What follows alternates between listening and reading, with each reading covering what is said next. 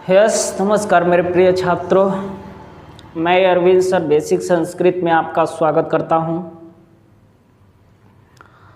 आइए हम लोग समास प्रकरण पढ़ रहे थे और समास प्रकरण में हम लोग बहुव्रीहि समास को पिछले वीडियो में पढ़ चुके थे। आज हम अव्ययीभाव समास की ओर चलेंगे और अव्ययीभाव समास बहुत बड़ी समास माने जाते हैं, इसलिए हम इसे पीछे पढ़ाने का निर्णय लिया। पर एग्जाम की दृष्टि से बहुत सारे इससे प्रश्न भी आते हैं। अव्ययी समास का सूत्र होता है पूर्व पद प्रधानो बहुव्रीहि, यानी जिस समास का पूर्व पद यानी कहें तो प्रथम पद प्रधान होता है वह बहुव्रीहि समास कहे जाते हैं। आइए इसका कुछ सामान्य परिचय हम पढ़ने का पहले प्रयास करेंगे, तभी जो है इसका जो है हम समस्त पद को समझ पाएंगे और इसको पहचान पाएंगे। पहले कुछ नियम है, विग्रह करने का भी कुछ नियम तौर तरीका है, उसको से पहले हम लोग रूबरू होते हैं, उसके बाद आपको बेहतर समझ में आएगा। इसमें पूर्व पद कहें तो उधर जो भी है केवल परिभाषा उसको लिखा गया है, लिख लीजिए। पूर्व पद कहें तो अव्यय होगा या तो फिर उपसर्ग होगा। उत्तर पद संज्ञा होगा और संज्ञा में भी पुल्लिंग हो सकता है, स्त्रीलिंग हो सकता है और नपुंसक लिंग भी हो सकता है। समस्त पद अगर बनेगा वो इसको ध्यान में रखना है, नपुंसक लिंग में बनेगा समस्त पद। पूर्व पद उत्तर पद मिलके क्या बनेगा? अव्ययी समास, अव्यय बनेगा। ठीक है, कुछ पद परिवर्तन के नियम है, ये काफ़ी इम्पोर्टेंट है। विग्रह जब तक कि इसको नहीं भी देखिएगा, विग्रह आपको समझ में नहीं आएगा। सबसे पहली बात तो इसको आपको बिल्कुल ही पढ़ना जरूरी है, तभी विग्रह आपको समझ में आएगा। ठीक है, तो इसलिए आप जो है देखिए इसको समस्त पद नपुंसक लिंग में होता है। जैसे अगर हम विग्रह कर रहे हैं तो कृष्णस्य समीपम, देखिए अंतिम में जो है शब्द बना उपकृष्णम या नपुंसक लिंग। ठीक है, द्वितीय भी इम्पोर्टेंट है। यदि जो है उत्तर पद दीर्घ स्वर्ग में हो तो उसे हर स्वर कर दिया जाता है। आप स्वर पढ़े ही होंगे, आ को आ ई ए आई हर स्वर है। आ को क्या क्या दीर्घ है तो अ कर दिया जाएगा। दिखाई दे रहा है? यस, दिखाई तो दे रहा है। आ को अ कर देंगे, ई बड़ी को छोटी, ए को छोटी ई और आई को ऊ कर देंगे। आई को क्या करेंगे? ऊ करेंगे। दिखाई थोड़ा सा और नज़दीक कर लेते हैं। यस, दिखाई दे रहा है। इसका स्क्रीनशॉट लीजिए, आगे हम बताते हैं। इसमें और कुछ नियम है।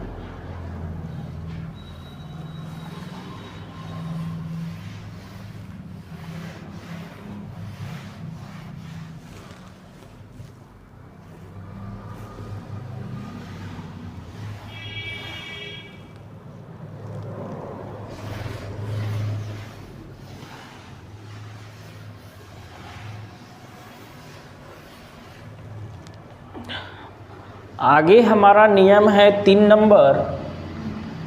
3 नंबर नियम कहता है कि यदि जो है, पहले इसको देख लीजिए, इसका उदाहरण पहले देख लीजिए, छोड़िए इसका उदाहरण देखिए। जैसे हम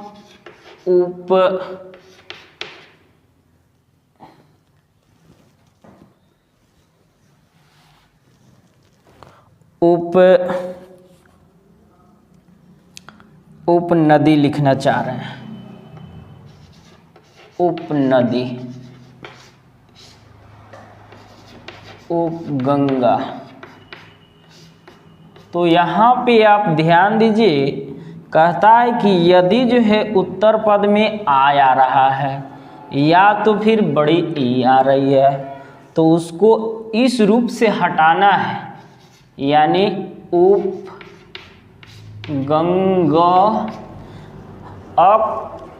को हटा, आ को हटा देना है, अ के रूप में कर देना है, और फिर वही इस पद को क्या कर देना है, पूरे समस्त पद को नपुंसकलिंग में परिवर्तन कर देना है, म लगा देना है। उसी तरह से इसको उप और ई बड़ी जो है तो छोटी बना देना है, उपनदी, उपनदी। अब उपनदी हो गया तो इसमें जो है आपको नपुंसकलिंग ई नहीं बनाना है, चूँकि हम परिवर्तन कर चुके हैं, चूँकि दीर्घ स्वर को ह्रस्व स्वर में हम परिवर्तन कर चुके हैं। ठीक है, आगे नियम कहता है हमारा तीसरा नियम है कि यदि शब्द के अंत में ओ, औ आए तो ओ, औ आए तो ऊ कर दिया जाता है। इसको में जैसे में बहुत सुंदर उदाहरण है, उप प्लस गो बनता है उपगो, उप प्लस गो बनेगा उपगो, पर ऐसे हम नहीं लिखेंगे, चूँकि नियम करता है कि ओ चाहे और है तो इसको ऊ बना देना है। इसको क्या बनाएंगे हम, उप और ओ का ऊ बनाएंगे, उपगो। ये सही हुआ। पॉइंट नंबर 4 कहता है कि अन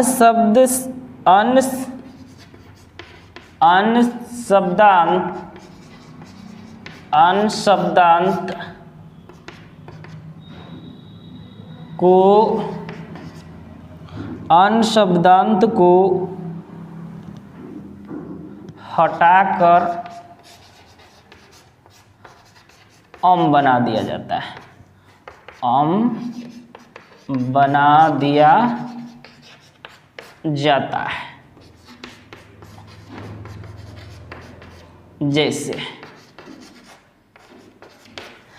जैसे बहुत सुंदर सा इसमें हम उदाहरण ले रहे हैं, जैसे है आपका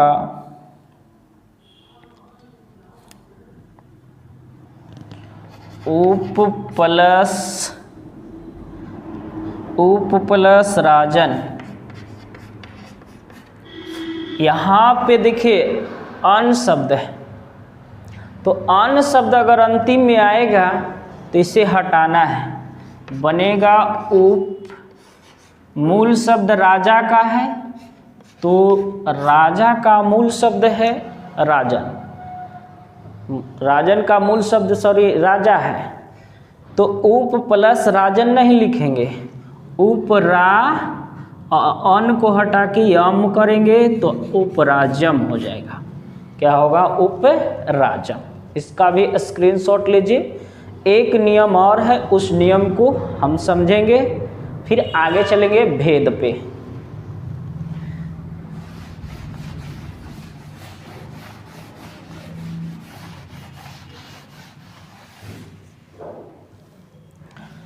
पांचवा नियम है हलंत। पांचवा नियम है हलंत।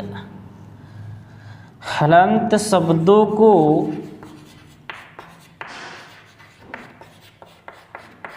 प्रायः हलंत शब्दों को प्रायः अकारांत बना दिया जाता है, बना दिया जाता है। हलंत शब्द अंति में जैसे रहेगा उप प्लस सरित, उप प्लस सरित, सरित में सही वाला उप प्लस सरित। देखिए इसमें हलंत है तो उपसरी ऐसे बनेगा, पर ऐसे नहीं बनाना है। बनाना क्या है? उपसरी, ताको यहाँ से हलंत को हटा देना है, और हलंत को हटा करके फिर क्या जोड़ देना है? म। क्या जब जोड़ देना है? म। उपसरितम।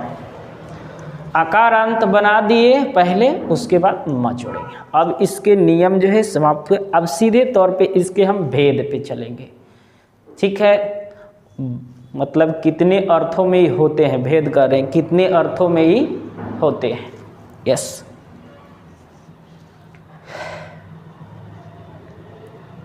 स्क्रीनशॉट लीजिए।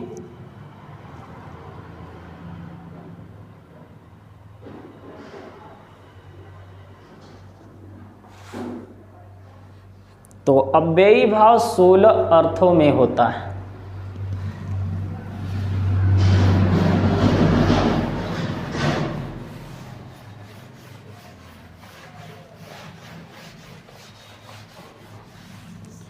अव्ययी भाव समास 16 अर्थों में होता है। लिखेंगे अव्ययी भाव समास 16 अर्थों में होता है। अब कौन कौन है 16 अर्थ, उसको थोड़ा सा हम लिख लेंगे। ठीक है, उसको हम थोड़ा सा लिखने का प्रयास कर रहे हैं। तो लिखिए अव्यय विभक्ति, अव्यय विभक्ति, अव्यय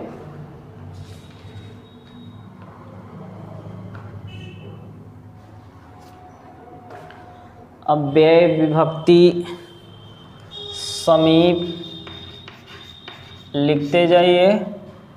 समृद्धि, वृद्धि, अर्थाभाव, अर्थाभाव, अत्यय, असंप्रति, उसके बाद में है शब्द प्रादुर्भाव, शब्द प्रादुर्भाव, शब्द प्रादुर्भाव। उसके बाद में है पश्चात, उसके बाद यथा, उसके बाद है आनपूर्णा,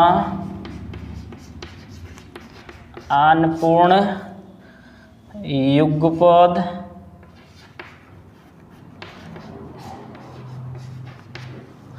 युगपद, सदृश्य, सदृश्य, संप्रति, संप्रति, साकल्य और अंतवचने, अंतवचने। तो इतने अर्थों में जो है अव्ययी भाव समास होते हैं, 16 अर्थों में। तो इसको स्क्रीनशॉट लीजिए कौन कौन? अव्यय विभक्ति, समीप, समृद्धि, वृद्धि, अर्थाभाव, अत्यय, असंप्रति, शब्द प्रादुर्भाव, पश्चात, यथा, अन्नपूर्णा, युगपद, सदृश, संप्रति, साकल्य, अंतवचन। इतना में अर्थों में अव्यय भाव समास होता है। हम एक एक करके इसको जानने का प्रयास करेंगे, पहले इसको आप नोट डाउन कीजिए।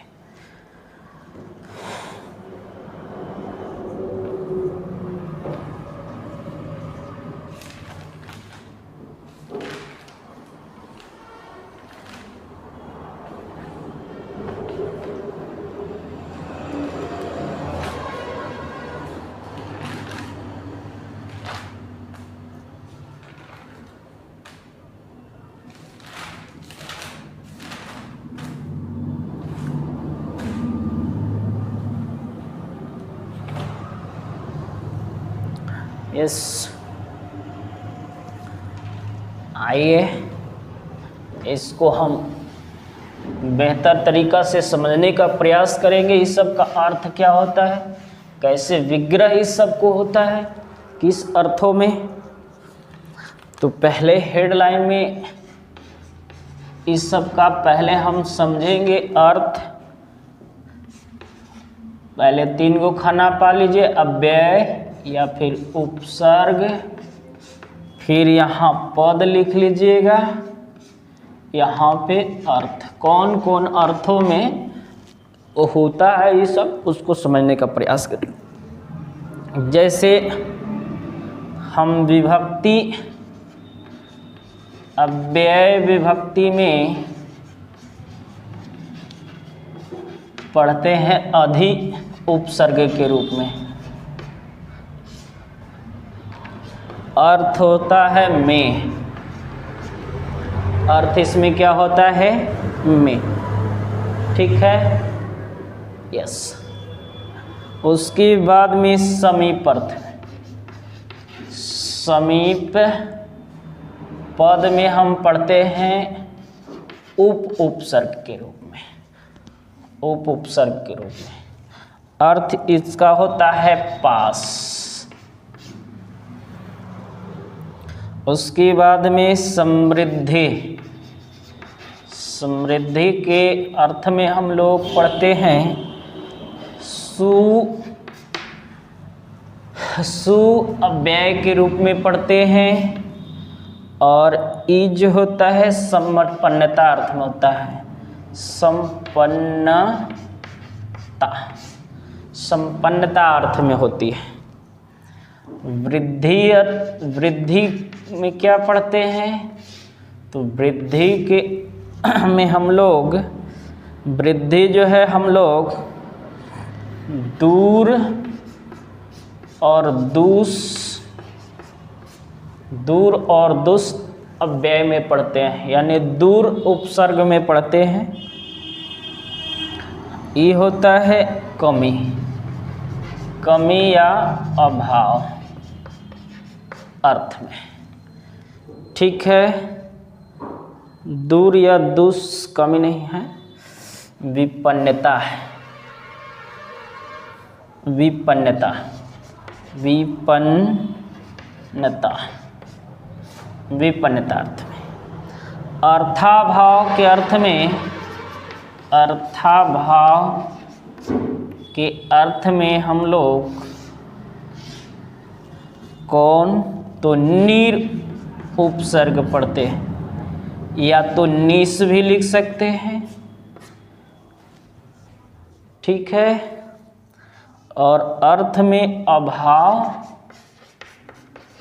या तो फिर कमी, अभाव या तो कमी। अत्यय,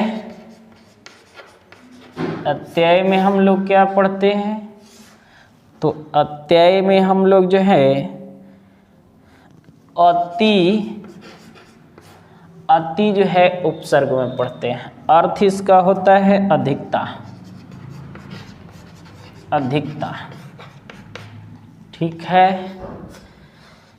असंप्रति में, असंप्रति, असंप्रति पद में हम लोग पढ़ते हैं, असंप्रति पद में आते ही उपसर्ग बनाया जाता है। असंप्रति में इसका अर्थ होता है उचित नहीं है, उचित नहीं है। शब्द प्रादुर्भाव, शब्द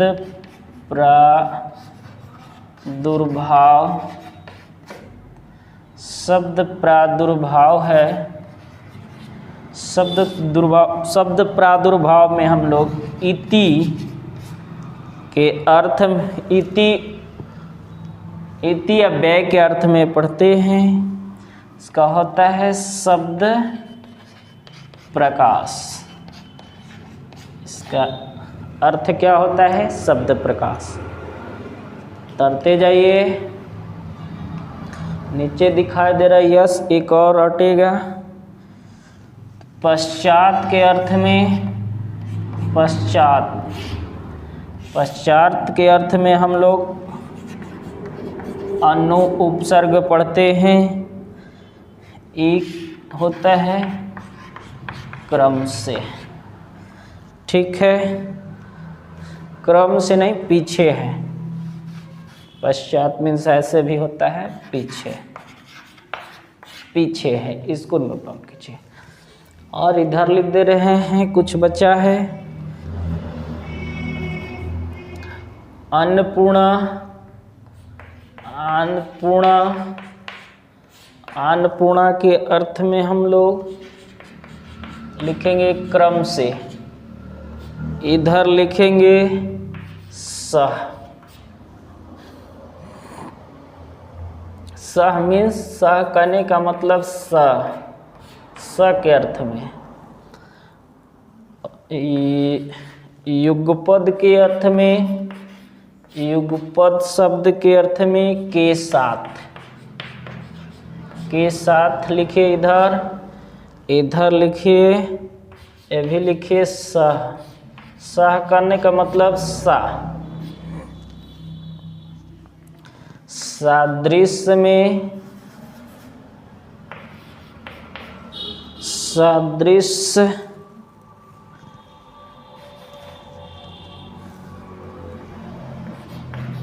सादृश्य, इधर लिखिएगा सम्मान, समान, और इधर लिखिएगा स। उसके बाद सादृश्य के बाद संप्रति। संप्रति में हम लोग अनुकूल, इधर लिखे अनुकूल। इधर क्या लिखेंगे? स। इधर संप्रति साकल्य। साकल्य में हम लोग संपूर्ण करेंगे, संपूर्ण। इधर स। और अंत वचन तक होता है, इधर स। इतने अर्थों में हम लोग जो है अव्ययी भाव को पढ़ते हैं, ठीक है। 16 अर्थों में। एक यथा, यथा तो छोड़िए रहे थे, यथा के 4 अर्थ में हम लोग पढ़ेंगे, 4 अर्थों में। ये भी आई है 4 अव्ययों में, 4 अव्ययों में हम लोग पढ़ेंगे यथा को, ठीक है। तो 4 अव्ययों में हम लोग यथा को पढ़ेंगे। जो मेन है इम्पोर्टेंट, उसको हम जो है आपको बताएंगे। परीक्षा के दृष्टि से ई बहुत आता है। फिर उसके बाद हम टिक लगा लिए हैं। समृद्धि के अर्थ, समृद्धि के अर्थ में हम पढ़ेंगे, समृद्धि के अर्थ में। फिर निस और इसको, निस और निर के अर्थ वाला में पढ़ेंगे। उसके बाद अत्यय को पढ़ेंगे। उसके बाद हम पश्चात इसको पढ़ेंगे। टिक लगा लीजिएगा। उसके बाद हम जो है यथा वाला पढ़ेंगे। ई इम्पोर्टेंट है, यथा वाला। यथा वाला बहुत इम्पोर्टेंट है, ठीक। यथा वाला एक युगपद के अर्थ में पढ़ेंगे, ठीक। यस, पश्चात के अर्थ में एक पढ़ेंगे, पश्चात के अर्थ में। तो इतने अर्थों में हम लोग फटाफट अब पढ़ेंगे। यस, स्क्रीनशॉट ले लीजिए इसको।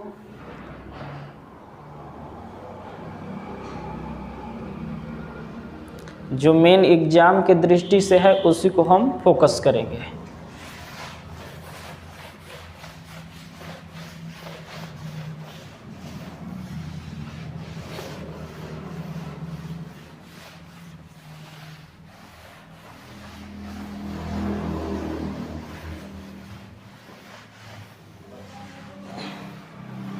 चलिए, पहला पॉइंट